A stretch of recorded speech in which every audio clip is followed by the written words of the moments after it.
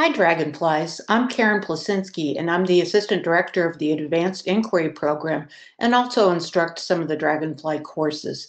I've worked with students to help them improve their technical writing for several years, and I know that there's nothing like the words put it in writing that strikes fear into the heart of new graduate students. Well, except maybe for statistics. Just kidding a bit. But the good news is riding is very much a skill like riding a bicycle, and we can all, with practice, greatly improve our skill in this important mode of communication.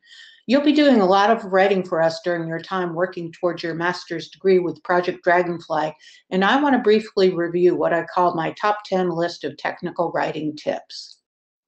Tip number one is start early. These papers that you will be writing for various Dragonfly classes will not appear in final polished form overnight. They will be the result of multiple literature searches through potentially different search engines, outlines, drafts, and rewrites. Tip number two is be prepared for your effort to come in fits and starts. Writing is very much a nonlinear process and is recursive in nature, which means that the steps are applied repeatedly and often in a looping pattern, as this figure shows. Last but not least, writer's block is a real phenomenon. Some days you'll make significant progress, some days you will have writer's block. It happens to all of us. Those are good days to take a break and do something else. Writer's block occurs when a person loses the ability to create new work or experiences a creative slowdown. In fact, several successful writers are thought to have experienced it at some point in their career, including Herman Melville, the songwriter Adele, and even cartoonist Charles Schulz.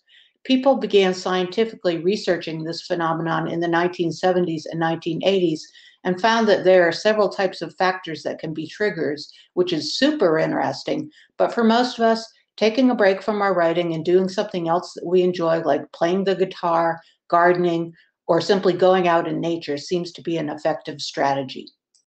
Tip number three is seek help. The Knowledge Center in the Dragonfly Collaborative web platform has a variety of excellent resources to get you started. For example, for navigating search engines and efficiently locating relevant sources, on formatting and style, having introduction and discussion sections, for instance, and the House Center for Writing Excellence has a variety of resources and workshops for undergraduates, graduate students, and faculty to support their writing. As a Dragonfly student, you can schedule an appointment online for a meeting with a writing consultant, either synchronously or asynchronously. Tip number four is good writers are made, not born. Writing takes practice. Just like every world-class athlete practices their sport or a musician practices their instrument, technical writing is a skill most of us work on our entire lives, and the good news is that everyone can improve from their current abilities significantly. Realize that every scientific journal article that you read has been pored over at least 15 to 20 times or more by the authors initially, and then at least 3 reviewers that have expertise in that particular area. Obviously, we don't expect this level of effort, but you should make every attempt to edit and re-edit a minimum of 2 or 3 times, and probably more for major assignments. Tip number 5 is outline. Once you start assembling your resources, an outline will help lay the framework for the skeleton of your paper, provide a logical sequence for your ideas, and help the structure of your paper take form. It also enables you to piece together where your primary citations are going to be placed within your document.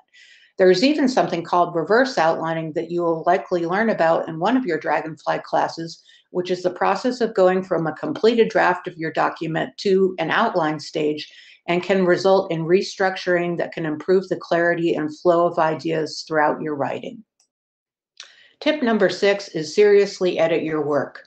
Good writing is rewriting. It comes with the territory, one fine author remarked. It's amazing how many mistakes you can pick up in your own writing by putting it away for 1 or more days and coming back to it with a set of fresh eyes. Tip number 7 is read your document aloud. Reading your document aloud often helps with the rhythm of your writing, verbiage, which is wordiness, and also helps identify areas that are phrased awkwardly and might benefit by being rewritten. You can do this the old fashioned way, but nowadays there are several good text to speech voice reader apps that you can download, such as Read Aloud, which is one that I've used.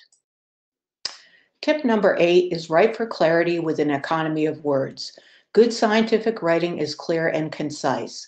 Many of us add what my technical editing professor called whisker words, the ands, buts, and has long been known types of introductory phrases that don't add to the meaning. Often these can be removed without changing the meaning for a shorter and more clearly written product. Tip number 9 is integrate your sources. I describe this process to my students sometimes as weaving a tapestry as opposed to blocking a quilt. The task, and it does take a lot of practice, is weaving together journal articles that are very specific in focus and sometimes of diametrically opposite viewpoints into a single document that summarizes the key points you wish to make. Each paragraph should have multiple sources cited rather than the one citation, one paragraph strategy, which is often seen in beginning technical writing students, in which the ideas from one paragraph come from just one article. Tip number 10 is kick back and enjoy your work. Good writing is hard work, but the result is well worth it. Practicing your writing will not only help you become a better writer, but will also help you organize and clarify your thought process. And lastly, good luck, take care, and happy writing.